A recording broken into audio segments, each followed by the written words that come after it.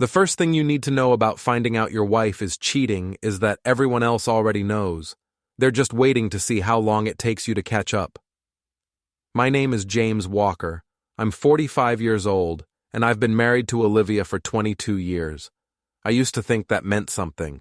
Now I'm sitting on my front porch at 6 in the morning, drinking coffee that tastes like regret, and watching my neighbor Mrs. Patterson peek through her curtains at me. Again. Before we dive deeper into this story, I have one small request.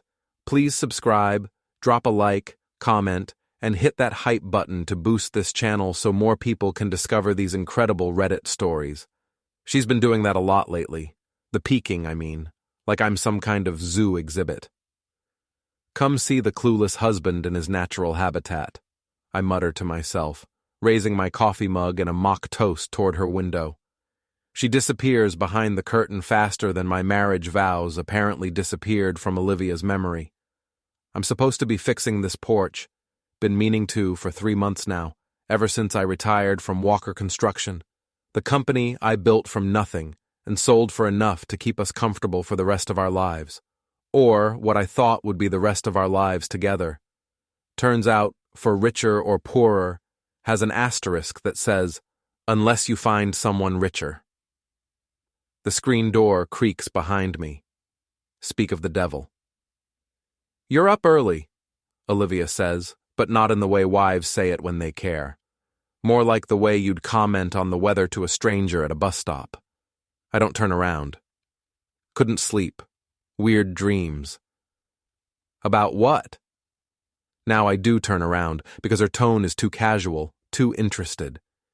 She's standing there in her silk bathrobe, the expensive one I bought her for Christmas, looking like she just stepped out of a magazine. At 42, Olivia still turns heads. Problem is, she's been turning them in directions that don't include me. Oh, you know, I say, taking a sip of coffee and studying her face. Dreams about trust, loyalty, things that used to matter. Something flickers in her eyes. Guilt, fear, annoyance that I'm not playing along with whatever game we're supposed to be playing. That's cryptic, she says, adjusting her robe. I'm meeting Patty for breakfast before work. Don't wait up tonight. I'll be working late again. Patty Sharp, Olivia's best friend and, as far as I can tell, her personal cheerleader in the sport of husband bashing. If there's a bad decision to be made, Patty's probably whispering encouragement in Olivia's ear. Another late night at Klein & Associates? I ask. Russell must really value your dedication. There it is again, that flicker. He's a demanding boss. I bet he is. She stares at me for a long moment, like she's trying to figure out if I know something or if I'm just being my usual sarcastic self. Finally, she shrugs and heads back inside. I listen to her heels clicking across the hardwood floors, the sound of the shower starting upstairs, and I think about Russell Klein. 48 years old, law partner, drives a BMW that probably costs more than most people's houses. Divorced twice, which should have been a red flag, but apparently it just made him more appealing to my wife. The thing about being a contractor is that you learn to see the structural problems before the walls start cracking. You notice when things don't line up right, when the foundation starts shifting.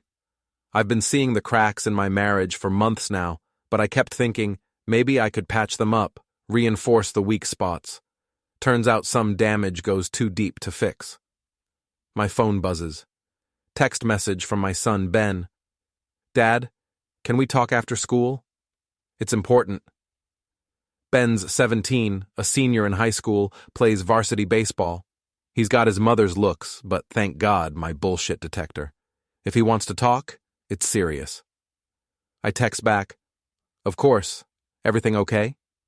Not really. Great. Just great. An hour later, I'm in the kitchen making eggs when Olivia comes downstairs dressed for work. She looks like $1 million, which is probably what this is going to cost me.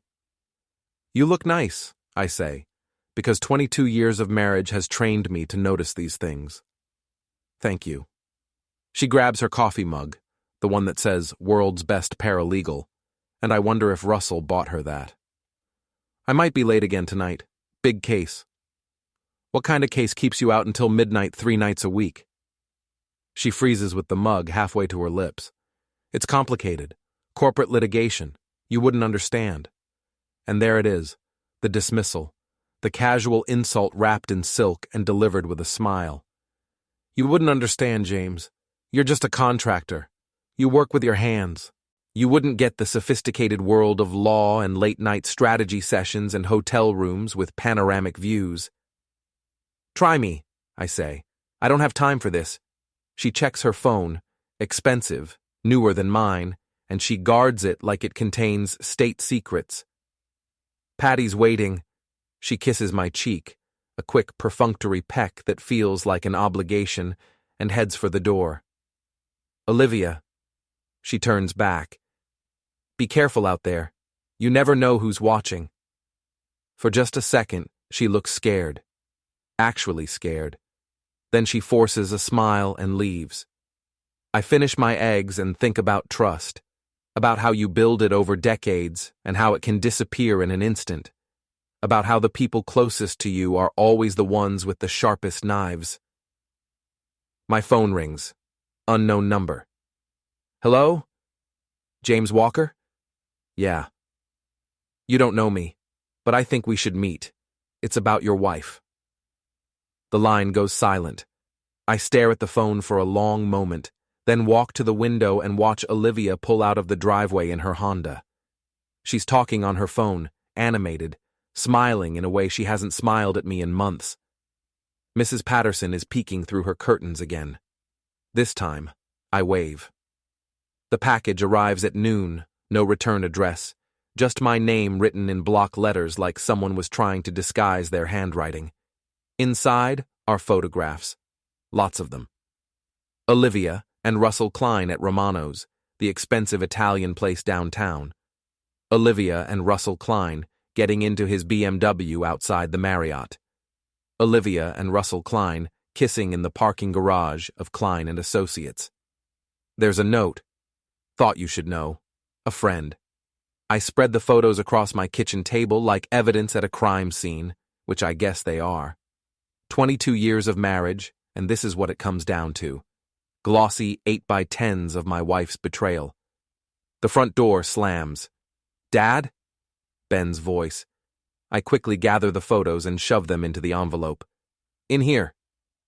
Ben walks into the kitchen, still in his baseball uniform, grass stains on his knees and that serious look on his face that means trouble. How was practice? I ask. Dad, we need to talk. He sits down across from me, and I can see Olivia in his features, the sharp cheekbones, the green eyes. But his expression is all mine. Direct. No bullshit. What's going on, son? It's about Mom. My stomach drops. What about her? Ben looks down at his hands. I saw her yesterday. After school, I was walking to my car, and I saw her in the parking lot behind Murphy's Diner. She was with some guy in a BMW. Maybe it was work-related. Dad. He looks up at me, and his eyes are older than 17. They were kissing. The envelope with the photos feels heavy in my hands. Are you sure? I'm sure. His voice cracks a little. I wanted to tell you right away, but I didn't know how. I kept hoping maybe I was wrong, maybe it wasn't what it looked like. But it was. Yeah, it was. We sit in silence for a moment. Outside, a lawnmower starts up somewhere. The normal sound of a normal afternoon in a normal neighborhood where normal people don't have to explain to their teenage sons why their mothers are cheating whores. What are you going to do? Ben asks. Good question. What am I going to do? Confront her? Pretend I don't know? File for divorce and split everything down the middle while she rides off into the sunset with her lawyer boyfriend? I'm going to handle it, I say. How? I look at my son, my boy who's been forced to grow up too fast because his mother couldn't keep her vows, and I make a decision. I'm going to get help. 2 hours later, I'm sitting in a bar called Mickey's, waiting for Brick McGregor.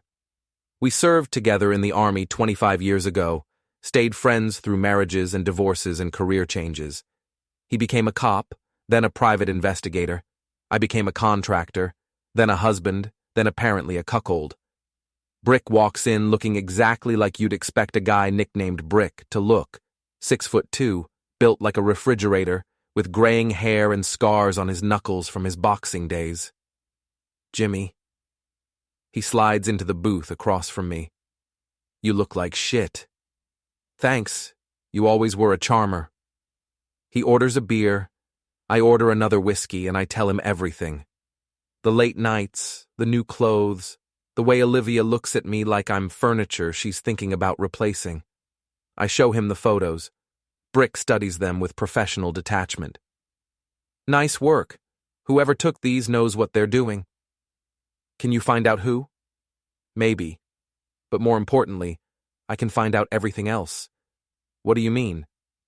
Brick leans forward. Jimmy, if she's cheating, she's probably doing other things too. Moving money around, making plans, covering her tracks. You need to know what you're dealing with before you make any moves. I just want to know the truth. No, you don't. His voice is flat, certain. You want ammunition. You want leverage. You want to make sure that when this goes to court, you're not the one left holding your dick and wondering what happened. He's right, of course. That's why I called him. What do you need? I ask. Access to your financial records, her schedule, anything you can tell me about this Russell Klein. And Jimmy? He drains his beer. Don't confront her yet. Don't change your routine. Act normal. Normal. I laugh, but there's no humor in it. Right. I'm serious. The moment she knows you know, she'll lawyer up and start moving assets. You get one shot at this. Make it count. I drive home thinking about shots and counting and how sometimes the people you trust most are the ones aiming at your back. The house is empty. Olivia's still at her big case, probably practicing her closing arguments in Russell Klein's hotel room. I pour myself another whiskey and sit in my workshop, surrounded by the tools of my trade. Hammers and saws and levels, instruments of creation and precision. Everything in its place, everything serving a purpose. Unlike my marriage. My phone buzzes. Text from Olivia. Working very late tonight. Don't wait up. I text back. No problem. Take all the time you need. And I mean it, because while she's working late, I'm going to be working too. Just on a different kind of construction project. The kind where you tear something down before you build it back up. 3 weeks later, I know everything. Russell Klein, 48, divorced twice, specializes in corporate law and apparently married women. He's been taking my wife to the Marriott every Tuesday and Thursday for the past 4 months. He drives a BMW 7 Series, lives in a condo downtown, and according to Brick's research, has a gambling problem and debts he's been hiding from his law partners. Olivia has been moving money. Small amounts, nothing that would trigger alerts, but enough to build a nest egg in an account I didn't know existed. She's also been meeting with a divorce attorney named Patricia Morse, who specializes in high-asset marital dissolution. The phrase makes my teeth hurt. But here's the thing about being underestimated your whole life. People assume you're not paying attention. They think because you work with your hands instead of your mouth, you're not smart enough to see the big picture. They're wrong. Mr. Walker? The voice belongs to Patricia Morse herself, standing in my living room with a briefcase and a smile that could cut glass. I'm here to serve you with papers. Olivia stands behind her, arms crossed, looking like she's just won the lottery. She's dressed in her best suit, the one I bought her for our anniversary 2 years ago. The irony tastes like copper in my mouth. What kind of papers? I ask, even though I already know. Separation papers, Olivia says, her voice crisp and professional. And a court order requiring you to open your safe deposit box for asset disclosure. I look at her, really look at her, and wonder when she became a stranger. Safe deposit box? Don't play dumb, James. I know you have one at First National. I know you've been hiding money from me. This is rich. She's been moving our money into secret accounts while screwing her boss, and she thinks I'm the one hiding assets. I'm not hiding anything, I say. Then you won't mind opening the box, Patricia Morse interjects. Tomorrow morning, 10 a.m., First National Bank. Bring your key.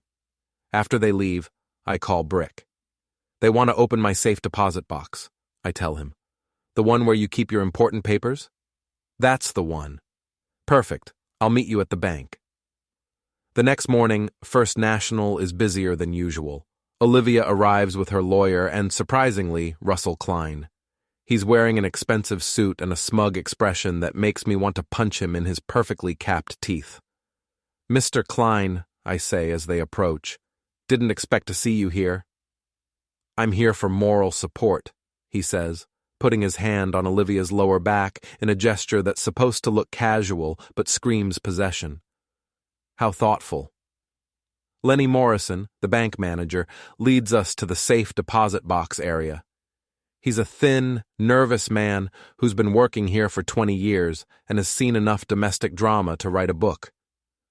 This is highly irregular, he mutters, but he's clearly enjoying the show. Just open the box, James, Olivia says.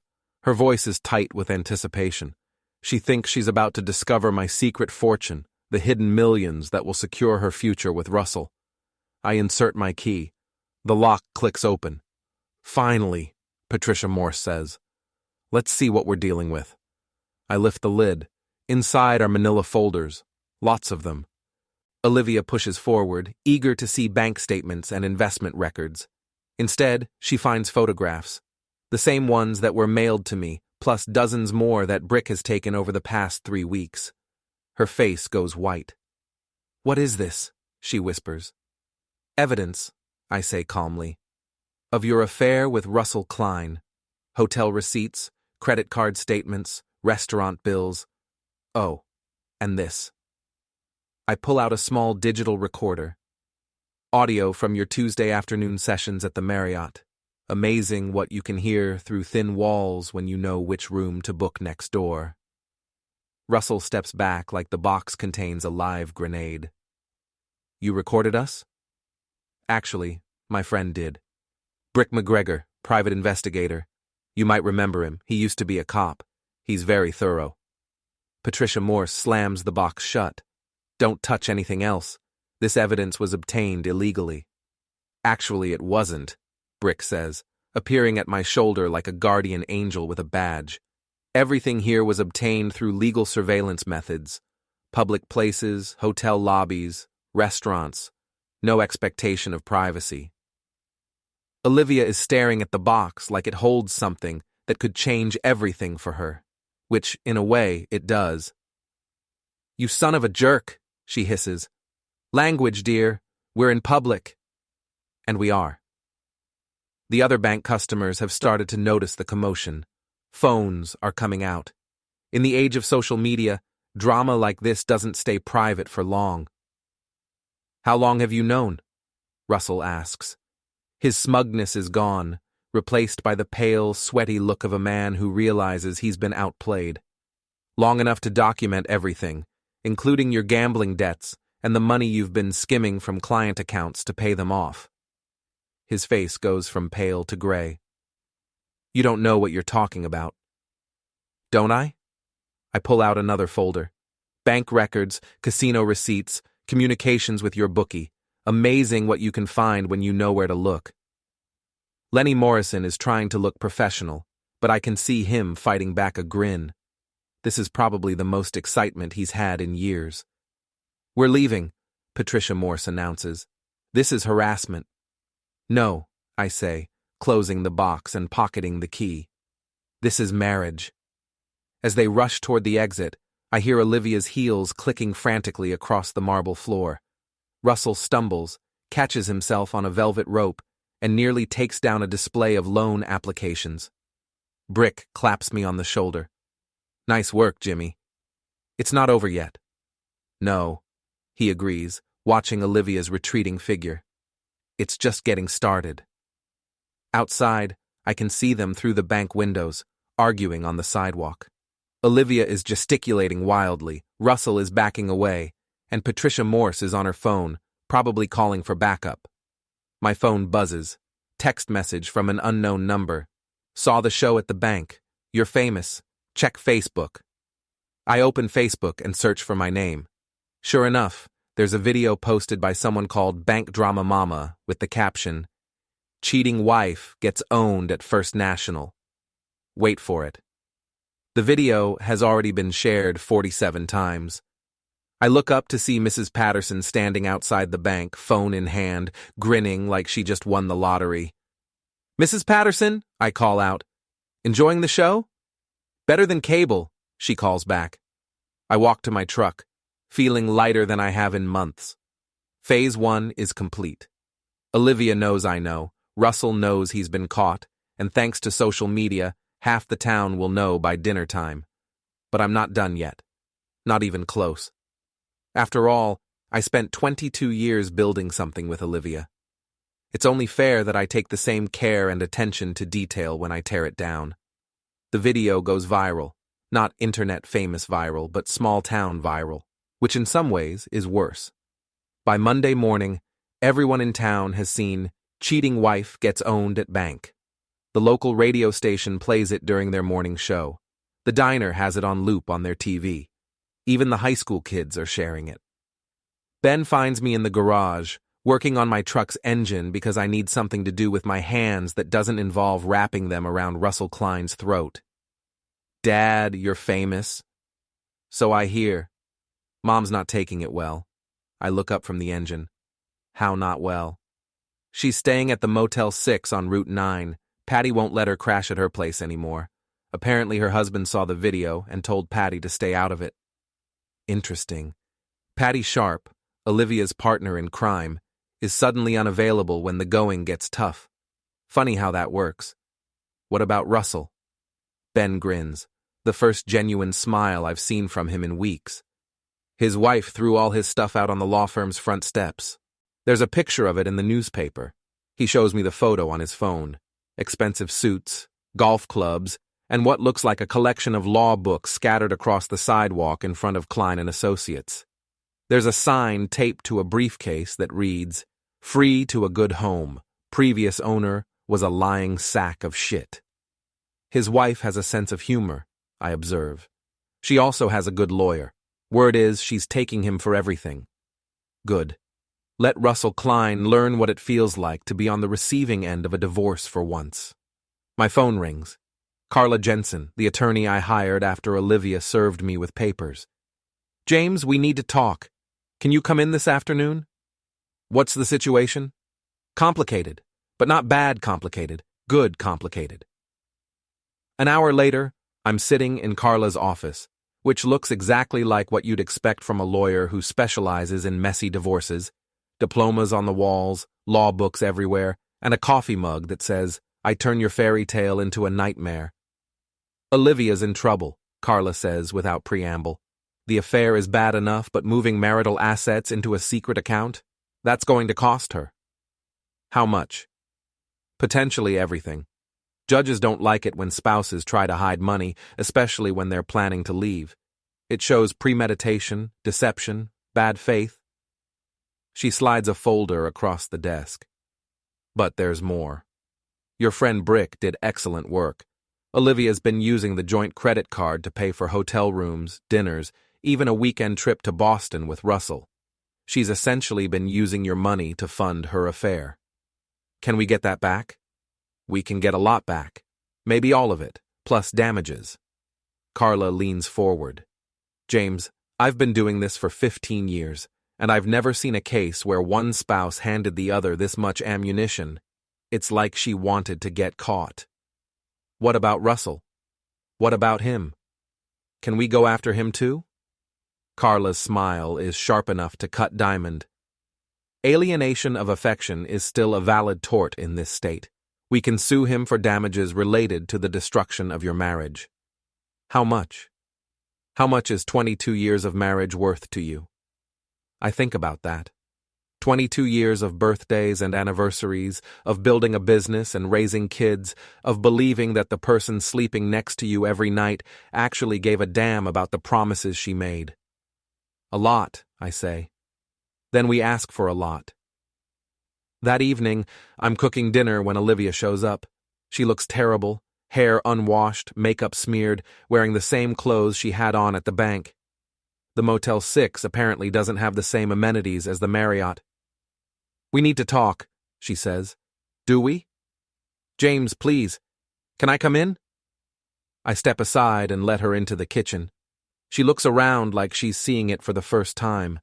The house we bought together, the life we built, the home she was so eager to leave behind for Russell Klein's BMW and expense account. "I made a mistake," she says. "Which one? The affair, the secret bank account, or getting caught?" "All of it."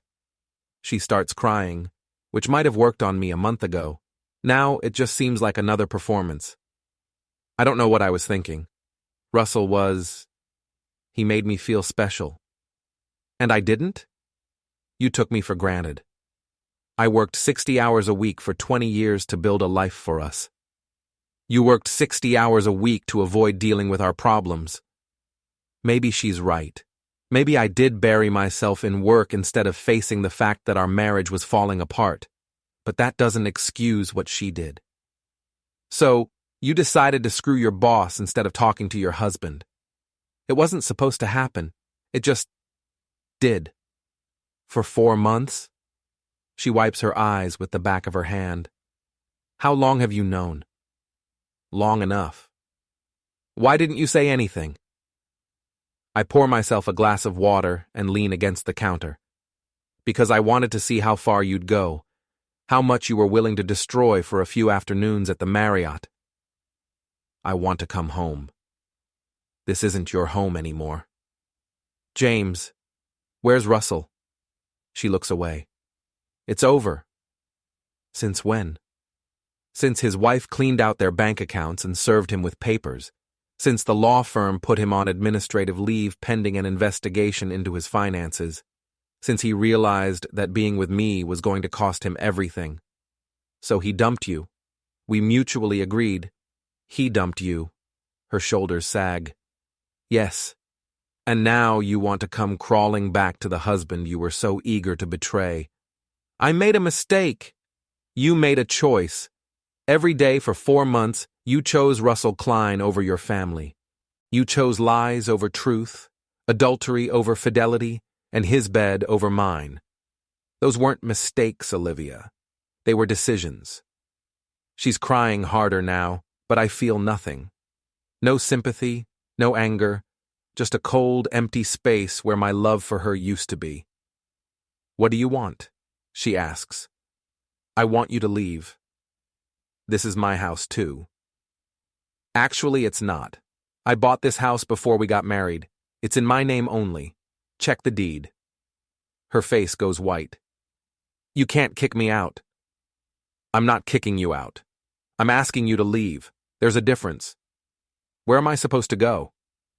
"That's not my problem anymore."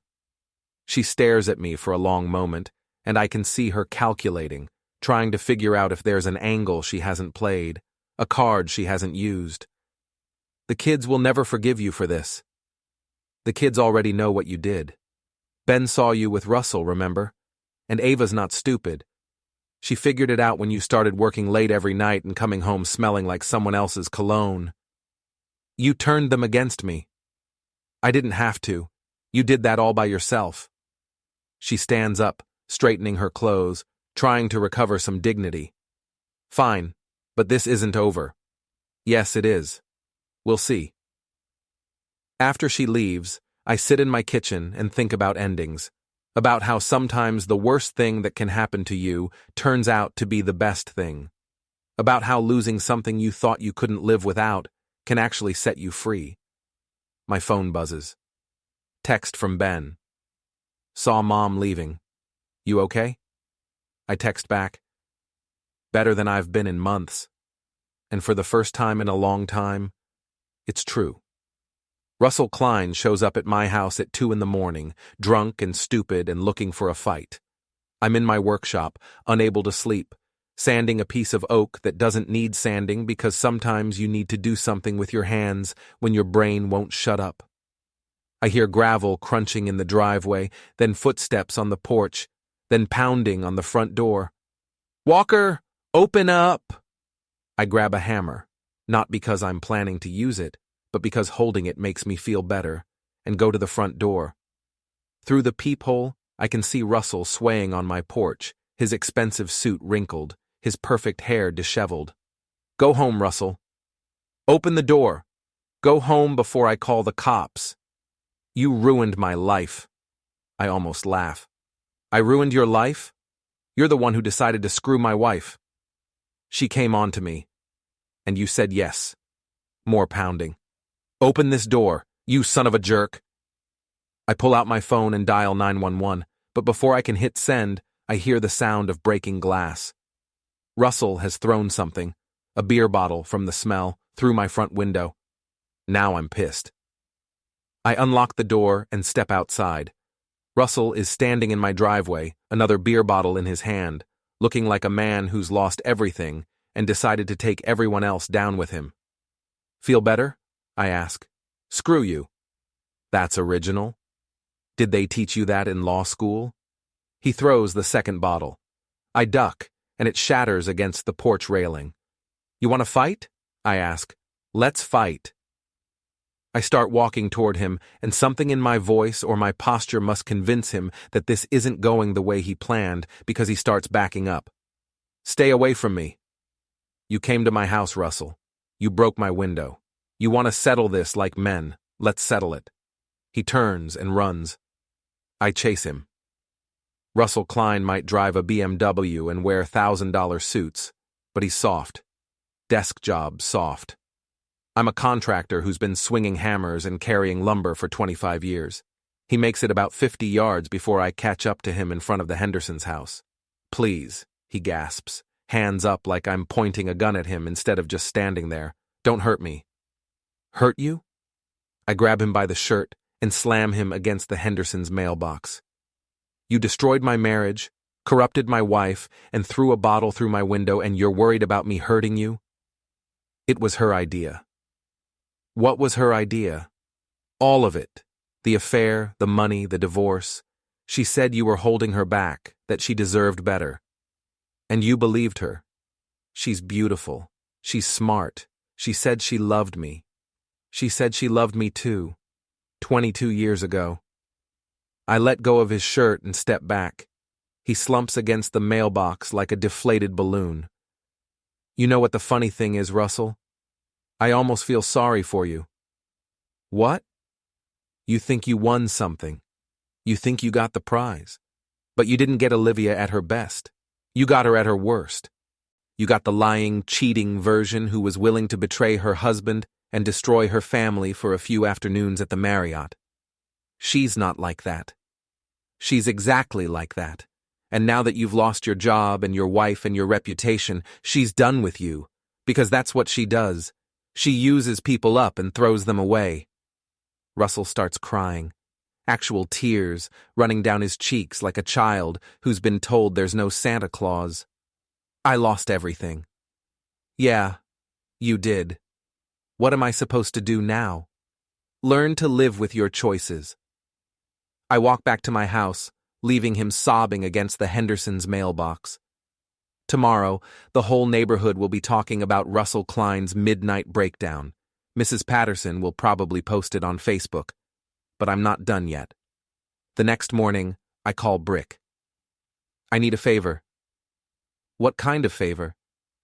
The kind that involves a block party and a public address system. Saturday afternoon, the annual Maple Street block party is in full swing. Grills smoking, kids running around, neighbors catching up on gossip. It's the kind of wholesome small-town event that Olivia always loved because it made her feel important. She'd work the crowd like a politician, making sure everyone knew about her job at the law firm, her important cases, her sophisticated life. This year, she's not invited, but she shows up anyway. I'm manning the grill, flipping burgers and making small talk when I see her walking up the street. She's dressed to impress, new outfit, perfect makeup, hair done at the salon. She looks like she's going to a job interview, which, in a way, she is.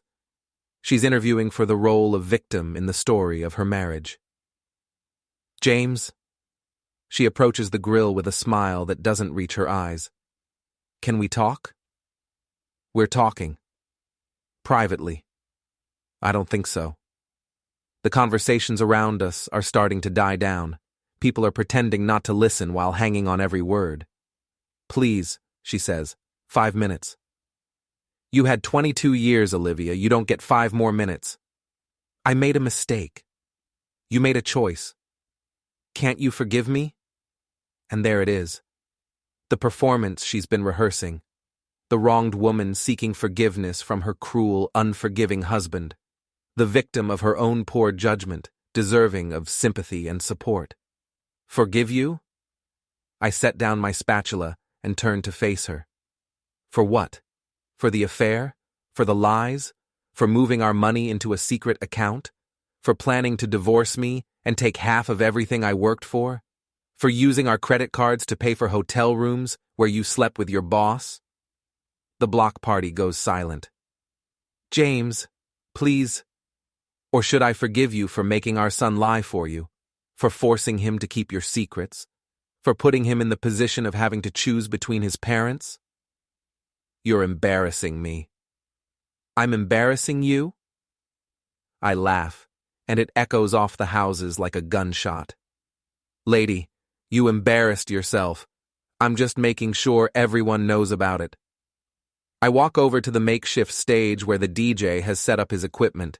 He's a kid from the high school, probably making $50 to play music for the block party. He looks terrified.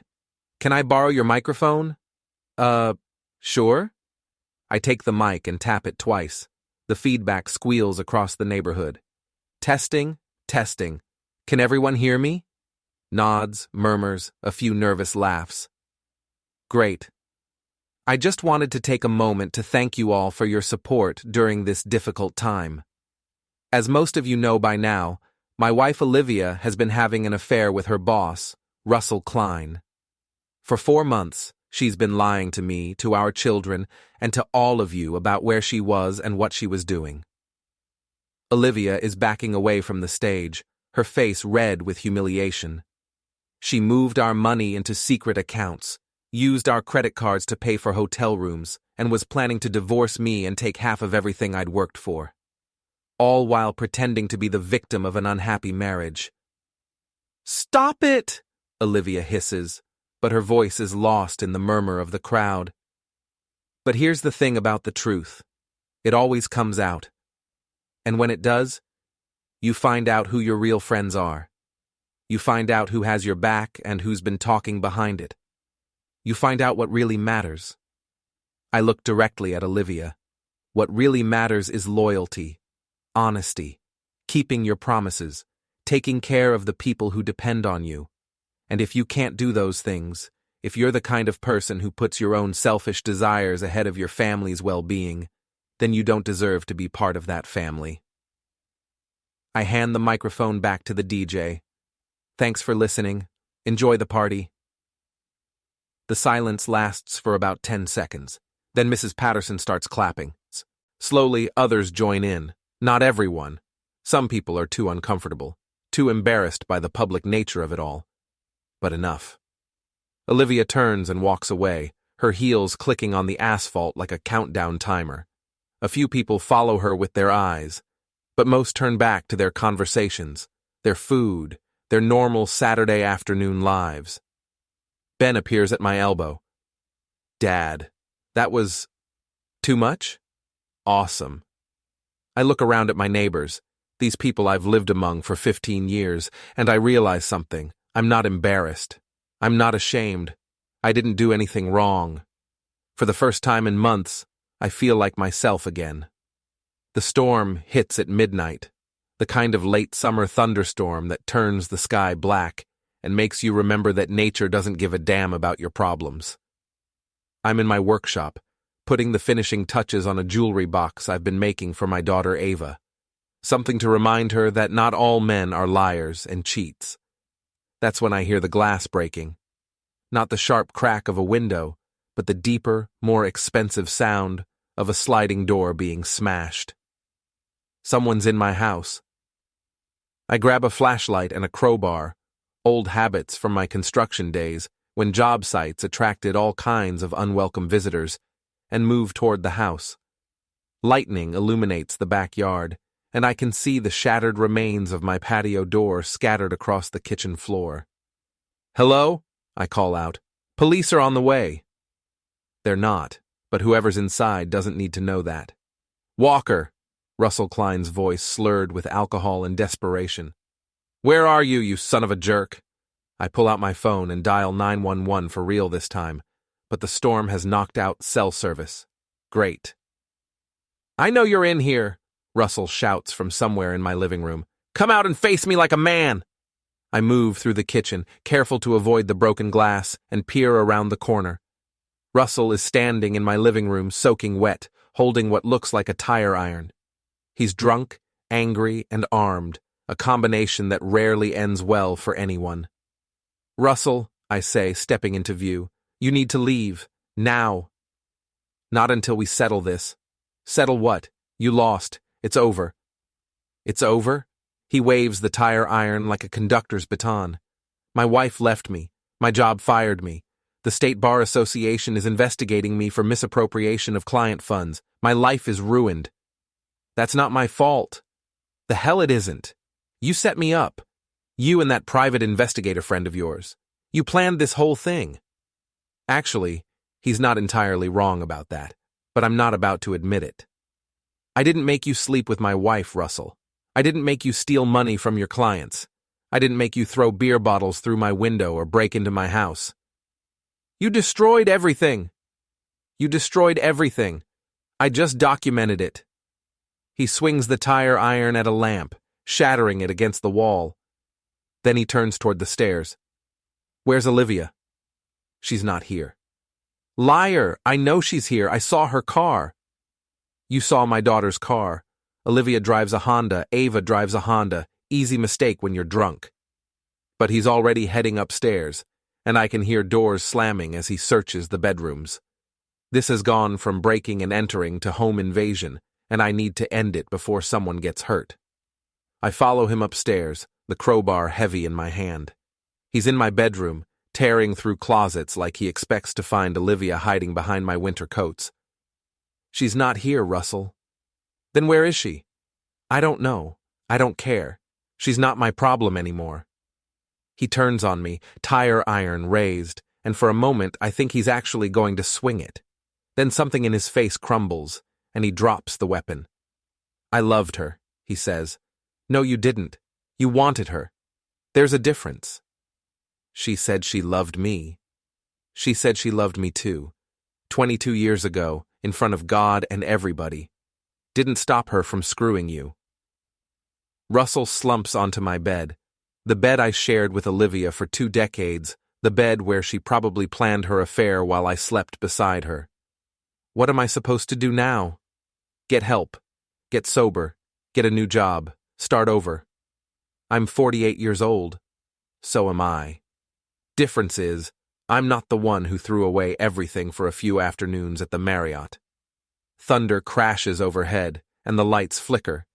In the intermittent darkness, Russell looks older, smaller, like a man who's finally realized the true cost of his choices. "I want to make this right," he says. "You can't. Some things can't be fixed. There has to be something. There is something. You can leave my house, stay away from my family, and disappear from my life forever.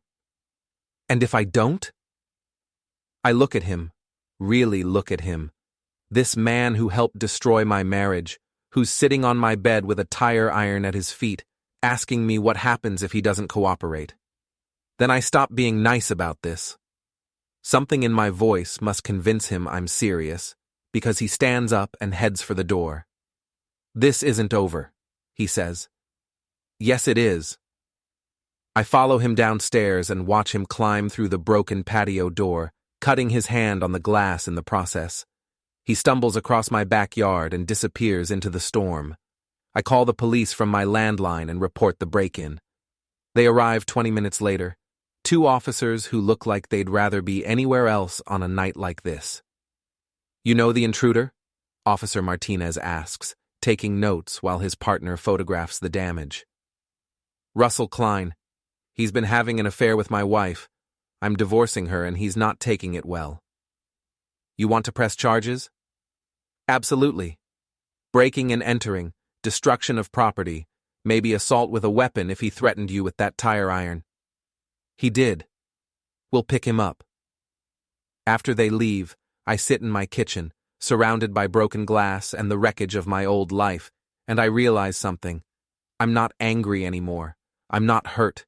I'm just tired. Tired of the drama, the lies, the constant chaos that Olivia and Russell have brought into my world. Tired of being the victim in someone else's story. It's time to write my own ending. The next morning, I call Carla Jensen. Russell Klein broke into my house last night. He's been arrested. That's going to help our case.